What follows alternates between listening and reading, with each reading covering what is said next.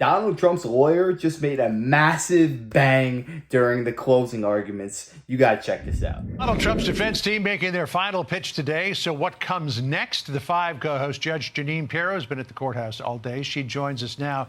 Judge, just before we get into what the prosecution may or may not do in terms of its closing arguments, Washington Post is carrying something interesting that I guess happened just as court was closing. Somewhere in his closing argument, Todd Blanche suggested to the jury that Trump could go to jail if convicted. Apparently, Mershon blew up at him, according to the Washington Post, saying that was outrageous, Mr. Blanche. Someone who's been a prosecutor as long as you have, someone who's been an attorney as long as you have, knows that is highly inappropriate. Apparently, he's going to issue a curative instruction to the jury. Did you hear that, Judge? I didn't hear it, to be honest with you. I'm stunned sitting here, and I was in there.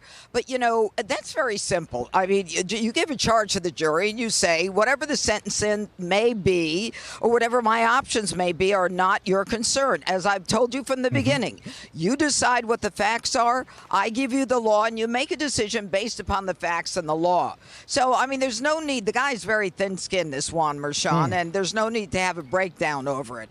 But here's what I thought was so incredibly strong this morning, and that is that Todd Blanche spoke in very simple language and addressed everything he possibly could in his summation to the jury.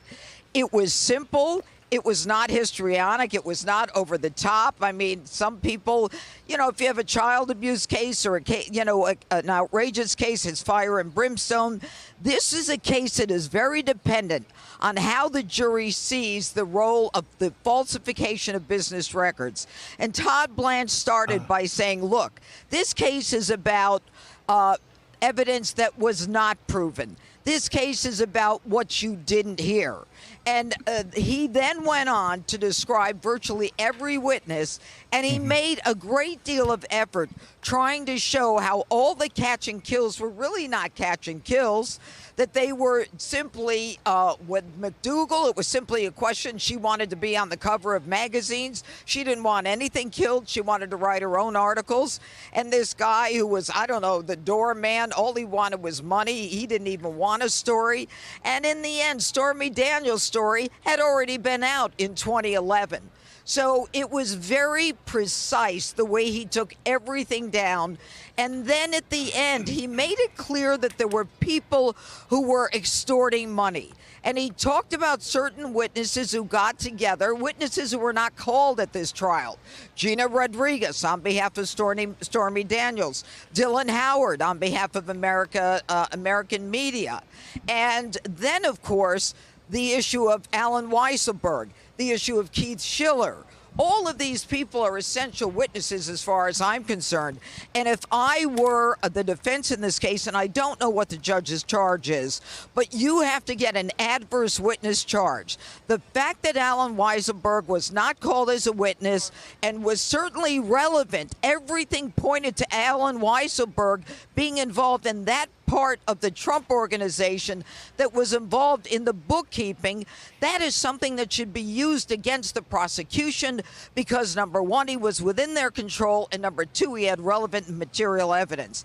And the fact that Keith Schiller was not called, when Keith Schiller clearly would say that the conversation on October 24th of 2016 was about a 14-year-old harassing Michael Cohen and not about his phone call with Donald Trump.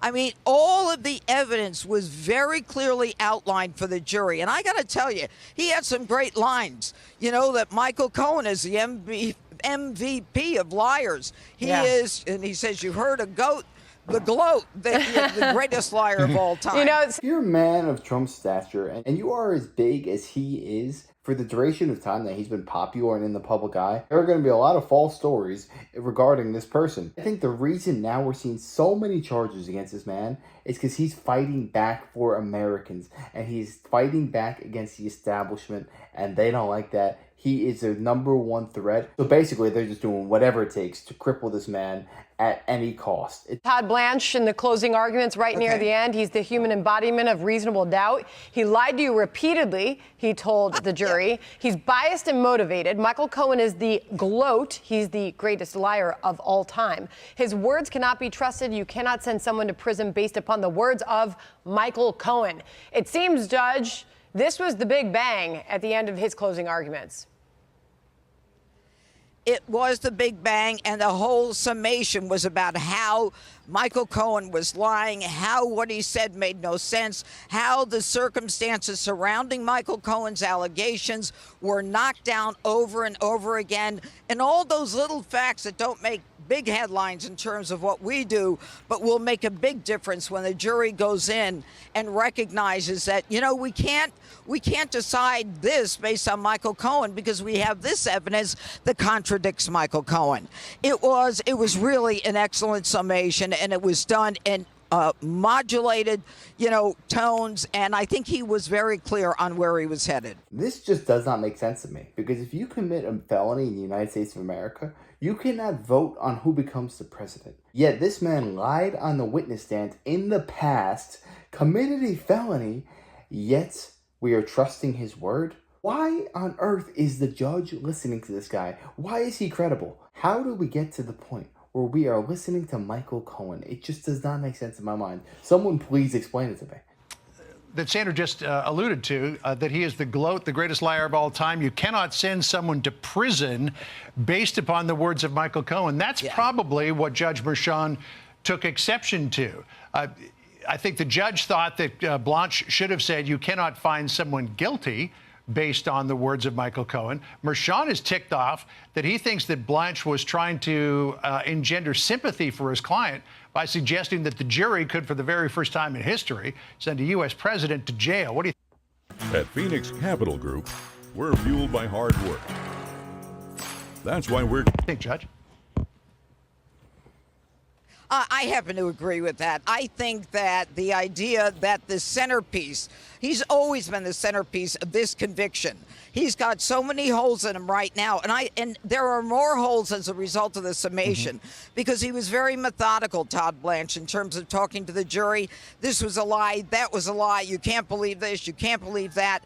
I mean, it's almost as though he shouldn't have been allowed to testify in the first place. And what I thought was brilliant was he said, he lied about all of this, but folks, he got on the stand and lied to you again. It's not just what he's done in the past, it's what he did in this courtroom after he swore to tell the truth. He took an oath. He looked at you. He said that we recognized that he was under oath and under penalty of perjury, and he still lied to you based upon the evidence, the facts, and the circumstances. They cannot convict based upon him. They cannot. Plain and simple, Michael Cohen's story has more leaks than the Iraqi Navy. The way I see it, there's only two outcomes which are favorable for Trump. In a perfect world, Trump would be vindicated because he is clearly innocent and you cannot trust Michael Cohen's story. However, I feel like we're going to have a hung jury because Donald Trump is a very polarizing figure, and there's going to be at least one juror in this entire bunch that's going to have it out for Donald Trump and say, you know what? He's guilty. I don't care about the evidence. I don't care. This man deserves to go behind bars. He's too successful. It makes me hate myself. So I'm going to send him to prison. That's at least one person's mentality. This political BS needs to stop here. But I'll tell you what, even if they do somehow arrest this man, I'm going to vote for him, and I'm sure this will only inspire more Americans to vote for him. We cannot have a country which throws its political competitors in jail. That is what happens in third world countries. America is not like that. I feel like we all need to get behind him because what's happening here is a travesty. This should never be happening in America. But yeah, let me know your thoughts on this down below. What do you think is going to happen? You think they're going to vindicate Donald Trump, or you think he's going to be found guilty? Let me know down below. I'd love to hear that. And if you enjoyed, make sure to smash a like, comment, subscribe. And I wish you guys nothing but the best. Till next time.